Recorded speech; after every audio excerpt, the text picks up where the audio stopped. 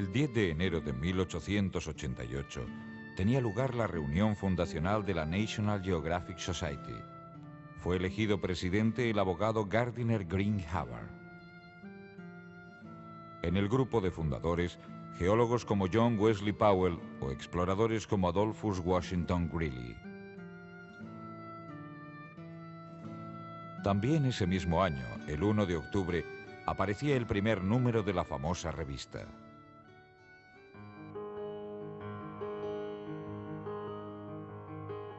Se viven los años de las grandes aventuras, la travesía del Polo, el nacimiento de la aeronáutica o la búsqueda de pueblos y civilizaciones perdidas. Todo ello tendrá eco en la publicación. Como soporte, además de historias bien cuidadas, excelentes ilustraciones y, sobre todo, fotografías. Se puede seguir la historia de este arte a través del National Geographic Magazine. Los vascos como tema no aparecen en la revista hasta bien entrado este siglo.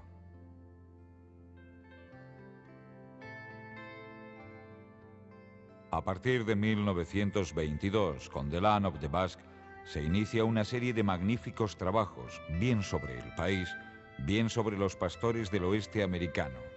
Esto último, gracias a la pluma del hijo de uno de ellos, Robert Lachalt.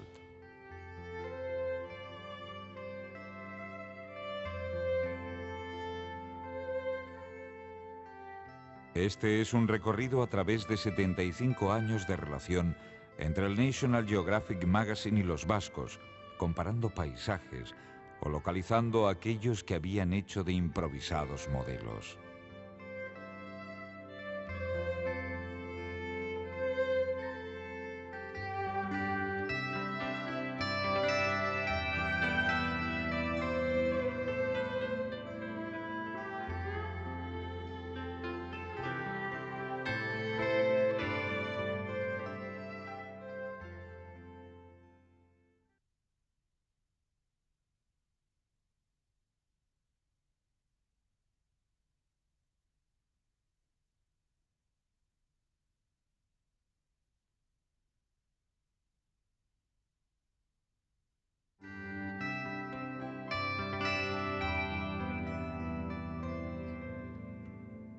En su número de enero de 1922, el National Geographic Magazine publicaba el primero de sus reportajes dedicado a los vascos, The Land of the Basque.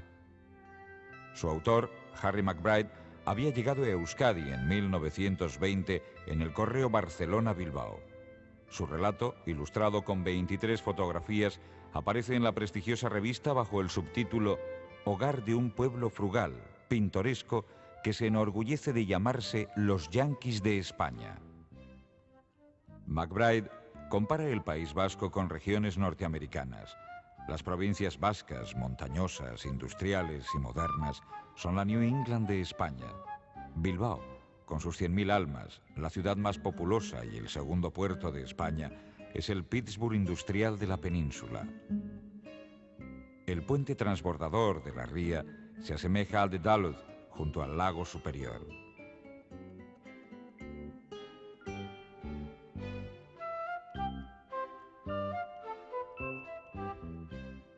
A McBride, Bilbao le llama poderosamente la atención.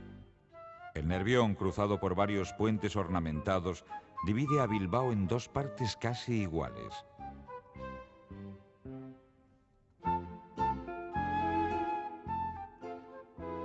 La parte vieja, de calles tan estrechas que el tráfico rodado solo pasa por 2 o 3 de ellas.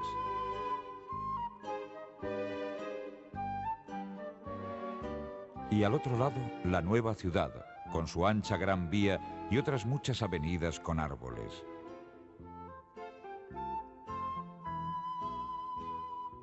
El Arenal es el centro de la ciudad. Aquí la gente pasea mientras la banda militar toca música de ocasión. El Arenal es también el centro de la vida de café. Después de 1 hora o 2 en el café, el bilbaíno se apresura hacia el Teatro Arriaga, compra una butaca para la sesión de las 10, que dura hasta pasada la medianoche. Es casi al amanecer cuando la ciudad descansa. La amanecida marca al viajero. 2 incidentes ocurren cada mañana que son únicos de Bilbao. 1. Los anguleros apagan sus lámparas. 2. Los gritos de las cargadoras del muelle que van descalzas.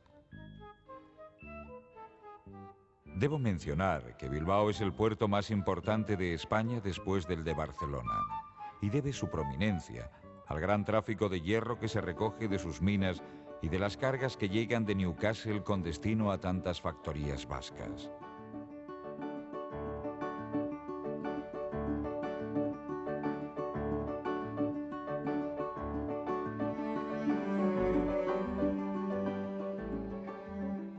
McBride da muestra de su notable erudición. A lo largo del Nervión entre la ciudad y el mar se hallan los depósitos de hierro más famosos del mundo. Ya eran conocidos en la Edad Media. Escritores de la época isabelina llamaron Bilbo al espadín y el mismo Shakespeare en Las alegres comadres de Windsor hace decir a su Falstaff acompasado con buen Bilbo. Con el hierro de las minas bilbaínas se hacían espadas en Inglaterra. Se escuchan explosiones de dinamita. Estas son las minas. De muchas de ellas cuelgan, extendiéndose por millas a través de aire, cables paralelos. Por ellos suben y bajan las cestas que descargan el mineral rojo en la ría. De las minas al desembarcadero en la ría. Luego habla de Portugalete, con sus casas abalconadas y encantadora iglesia gótica.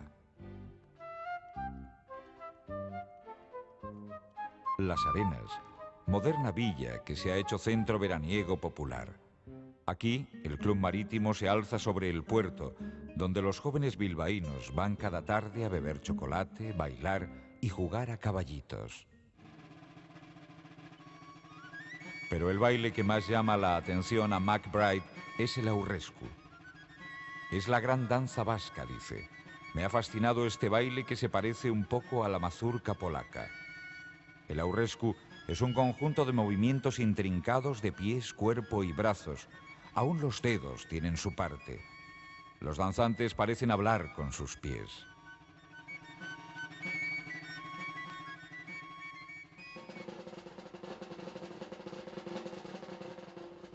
Al norteamericano le llaman la atención los deportes, quizás exagerando un poco. Jugadores de pelota desde que nacen. El gran juego vasco es la pelota, tan democrático y popular como lo es el juego nacional del béisbol en América.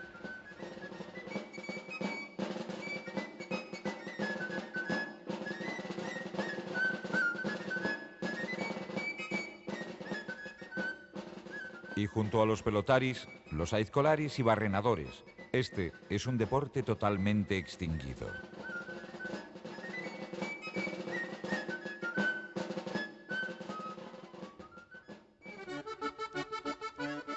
Aquel primer reportaje fue ilustrado nada menos que por Manuel Torcida, de la Casa Lux de Bilbao. Por cierto que Torcida es el único fotógrafo vasco, aunque de origen asturiano, que ha ilustrado en The National Geographic un reportaje sobre Euskal Herria. Resulta, por otro lado, un ejercicio apasionante ver cómo evolucionan paisajes y gentes. Por ejemplo, la ría a su paso por la peña.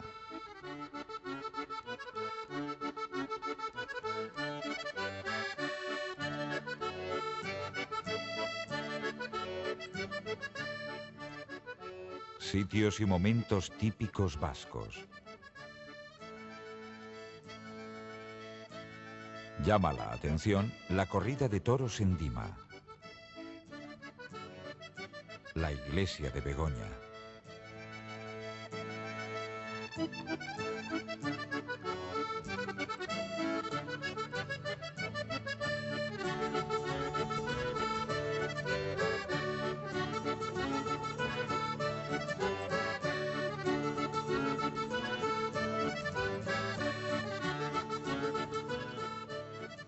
La ribera de Erandio con el monte Serantes al fondo.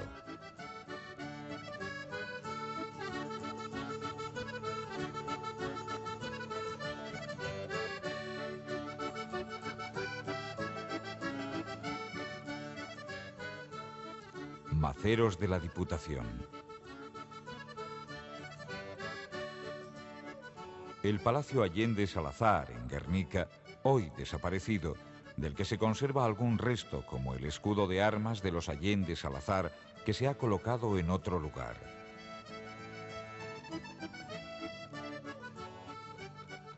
La Cruz de Cruciaga en Durango.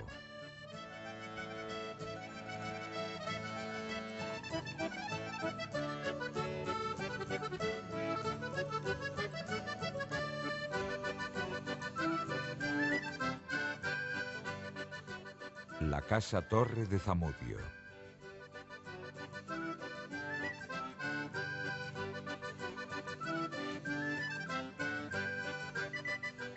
El puente colgante de Portugalete.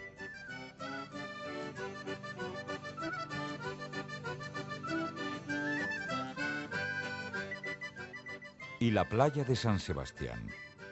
Hay algo que sorprende en este primer reportaje.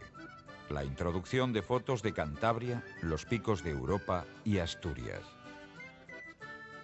Begoña Torcida es la nieta de nuestro fotógrafo. Bueno, pues mi abuelo llegó a Bilbao en el año 1890. Vino con un trabajo a la fábrica de pinturas de Barandiarán porque él era farmacéutico químico y entonces estuvo allí unos poquitos años. Después, pues como era muy amigo de los hermanos Lumière, entró el gusanillo de la fotografía, empezó a adentrarse y pensó en fundar su propio negocio. Y allí empezó el comicio de la Casa Luz.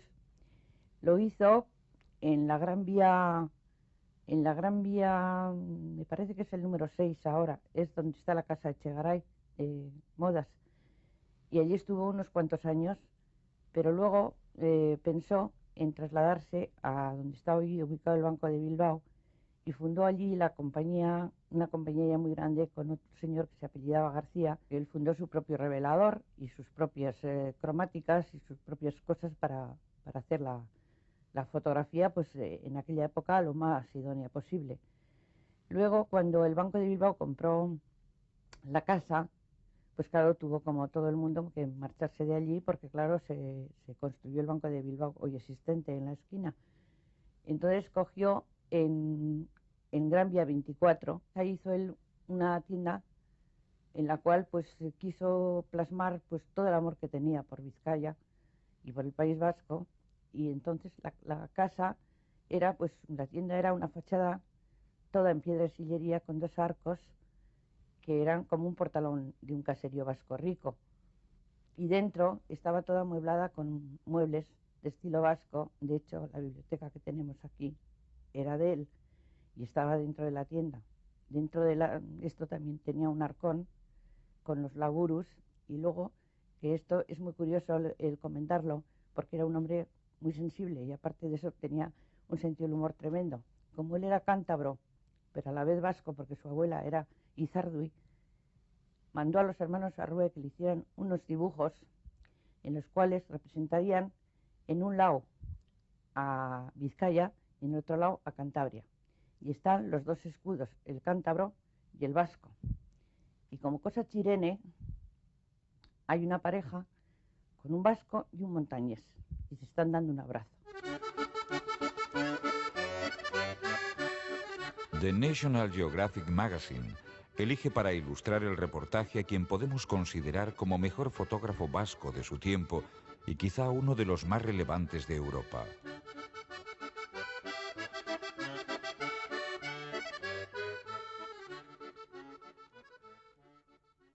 Yo creo que las fotos estas que eligieron en aquel entonces, me imagino, porque era una persona que, claro, a nivel nacional y a nivel inclusive pues europeo, vamos a decir así, pues una persona con tantas inquietudes y tan austero en sus fotos y tan dedicado, porque una persona que dedicaba igual 14 horas para conseguir un solo negativo, y lo mismo le daba estar 14 que 20 y sin comer, lo que fuera.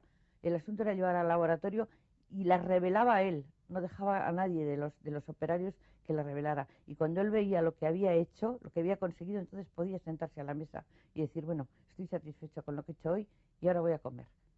O sea, yo creo que aquello, pues claro, se podía valorar en personas entendidas de la época y claro, a través de cantidad de revistas y a cantidad de cosas que surgían, pues lo verían y dirían, este señor pues es digno de que esté en esta revista, porque vamos, no a cualquiera no le sacan en una revista de esa índole.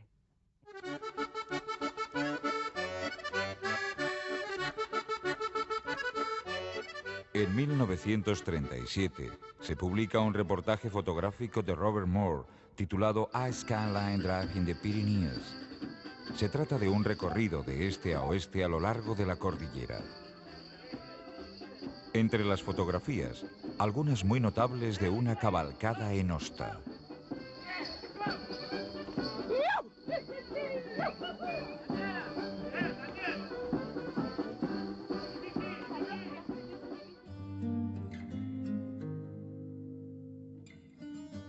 Moore pasa por Mauléon, Saint-Jean-Pied-de-Port, luego Luosoa, Cambo-les-Bains y otros pueblos de nombres extraños, hasta llegar a San Juan de Luz.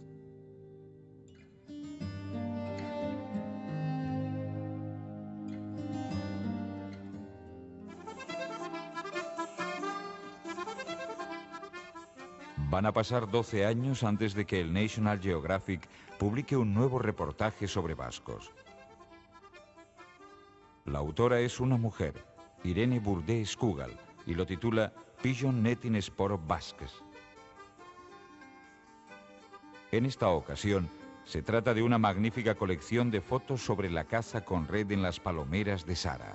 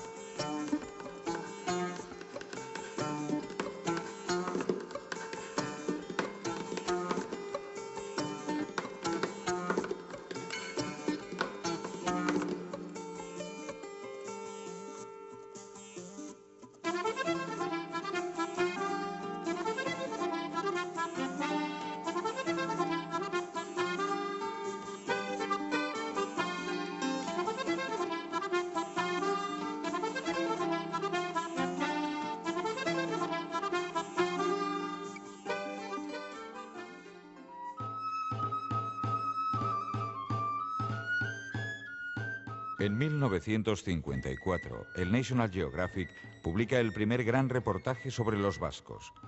40 páginas con textos de John Nolan y fotografías de Justin Locke. Se habla de los vascos de ambas vertientes de los Pirineos, de la lengua, de los deportes, de las brujas, de los encierros de Pamplona.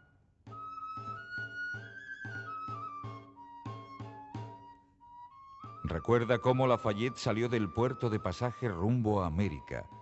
En el reportaje realizado en pleno franquismo, se nos indica que los pasaportes están estrictamente controlados. Las fotografías en color de Locke van recorriendo paisajes y tipos. Un grupo de muchachas danzan en Anzuola.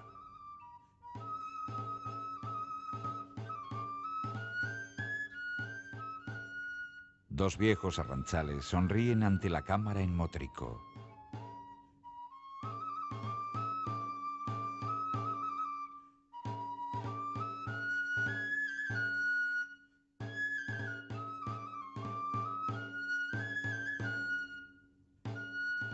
El anchove y las rederas llaman la atención al fotógrafo.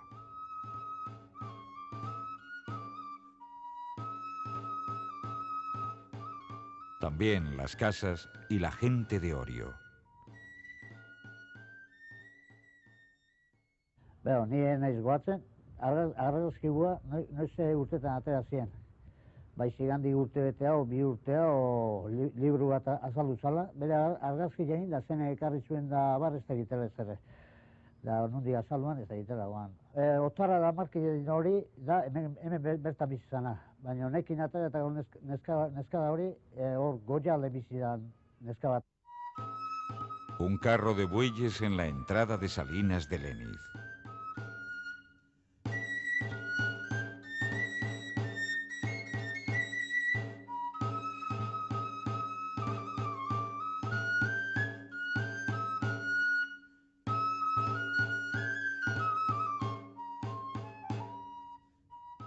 Otro carro en Zaldivia. El pequeño se llama Andrés y su padre José Manuel. Bueno, gu ari ginen hemen arbiein, sorgon arbiein, da ari ginen ximora zabaltzen. Irik eta gurti ikusten die eta aike gainen, aizan, ximorre botatzen atzegaldea gau zabaltzeko. Eta ni irin aurren, irik nundin noa juduneo pixka bideatzen. Ni urdu motikoan nintzen, baina ni nintzeko tuatzen, baina aitxik eta santzuenez, estrangero zigela fotografistak, kanpotarrak. Y como no, los dancharis. Los de las fotografías que ejecutan la Godalet danza pertenecen al grupo Oldarra de Biarritz.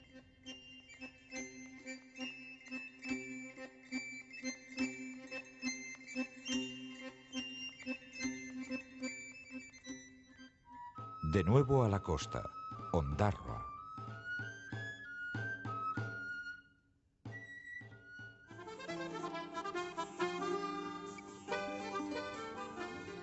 Las regatas de traineras de la Concha y el magnífico esfuerzo de los remeros. Las dos caras de la moneda, el triunfo de Orio y la derrota de Zarauz en medio del agotamiento de ambas tripulaciones. Las magníficas casas de Sempere.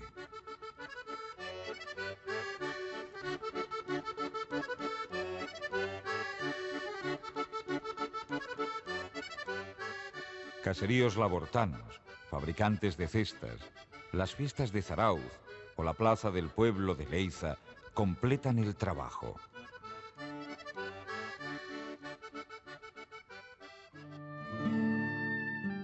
En las 3 décadas siguientes será Robert Lachal, el gran escritor vasco-americano, autor del celebrado Sweet Promised Land sobre la vida de su padre, el suberotarra Dominica Lachal, el responsable de la mayor parte de los textos. I wrote this out of love for my father. I had gone back to the old country with him. I didn't even know what the Basque country looked like. I was so beside myself when I saw the green mountains and the dew on the meadows and the oxen and these beautiful people. So I wrote that as a tribute to my father as a Basque who had who had spent his lifetime here, but had come from a beautiful land. El primero aparece en el número de junio de 1966 y lo titula Centinelas solitarios del oeste americano. Es sin duda uno de los mejores reportajes que jamás se hayan escrito sobre los pastores vascos en Estados Unidos. Con la Salt, además, la lengua vasca, el euskara, entra en The National Geographic. El artículo de la Salt comienza con una referencia a un recuerdo de su padre. Oroitzen naiz mendi hoiek, ardiez bete zielarik. Dominica Lassalle se refería a la Sierra Nevada. El viejo pastor Suberotarra es parte esencial del artículo. La mayor parte de las fotos son obra de William Belknap.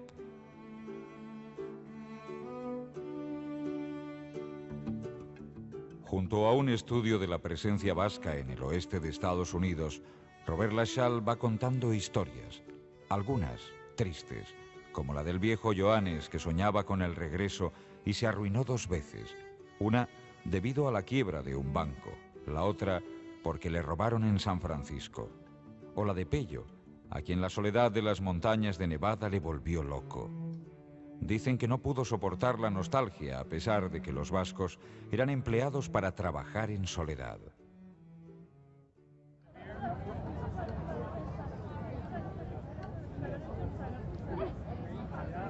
En el artículo se hace referencia a lo que el escritor llama exuberante festival vasco.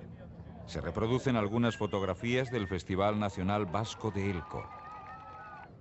30 años más tarde, esta ciudad del norte de Nevada sigue siendo una de las sedes del festival que cada año reúne a cientos de vascos llegados de todos los rincones de la Unión.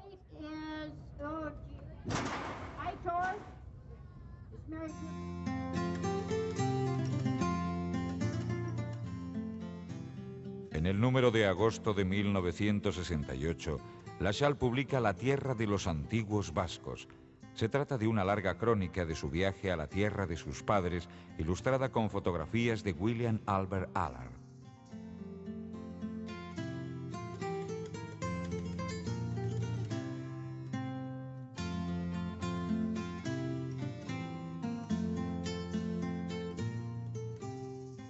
El texto comienza describiendo un día de caza en el que Robert Lassalle acompaña a su primo Bertrand a la palomera de Lecumberri, en la Baja Navarra. El escritor transcribe el texto de una vieja canción.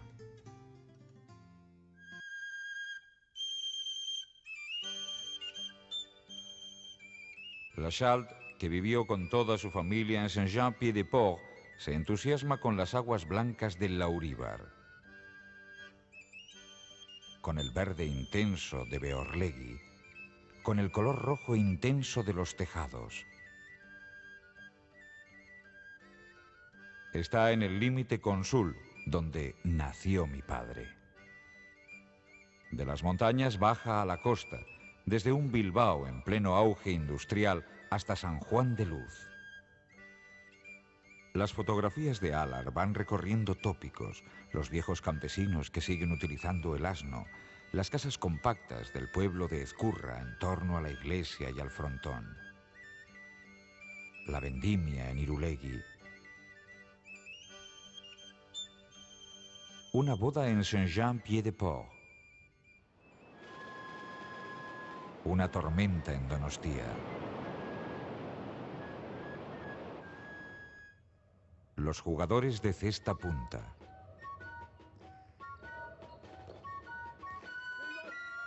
pruebas de bueyes,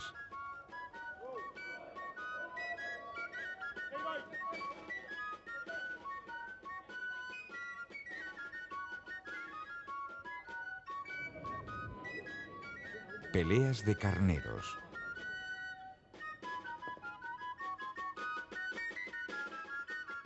el cortejo del Corpus Christi en la Baja Navarra,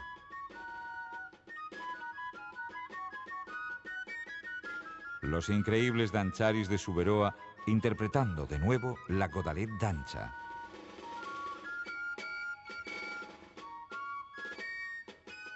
Una jota en San Sebastián.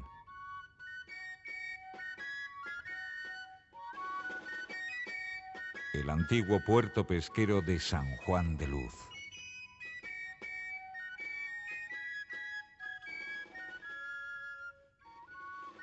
El mercado de Saint-Jean-Pied-de-Port.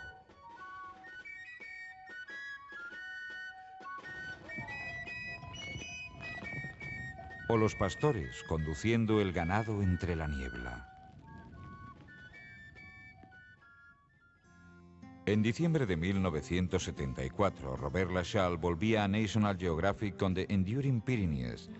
Se trata, como en 1937, de un recorrido de este a oeste por los Pirineos, desde el Mediterráneo al Golfo de Vizcaya. En la parte vasca, dedica una especial atención a Biarritz, lugar de veraneo de reyes y príncipes.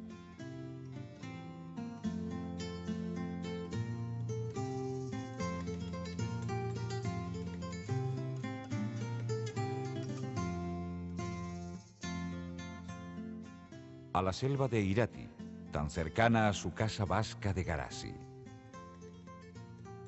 A los Pochocac, especie en vías de extinción a la que Paul Dutournier trataba de proteger.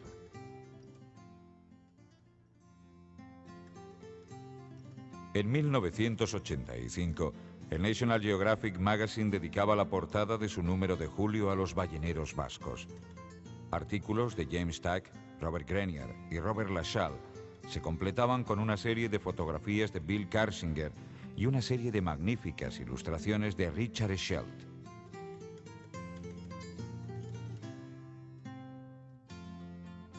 El motivo era el descubrimiento en Labrador de un ballenero vasco, el San Juan. La presencia vasca en aquellas latitudes se remonta a los albores del siglo XVI.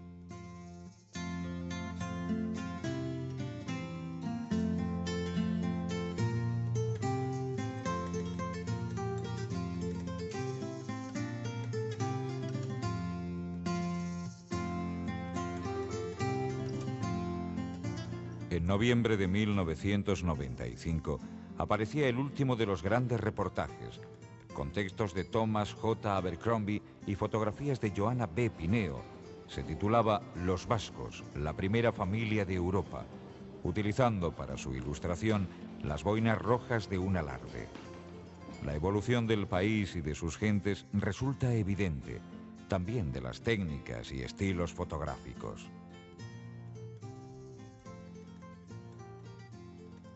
La playa de Donostia, uno de los temas recurrentes de los fotógrafos de la National Geographic.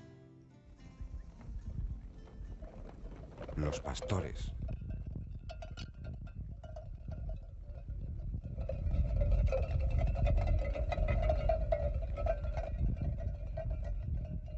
Y como contraste más llamativo, una peluquería juvenil en Bilbao.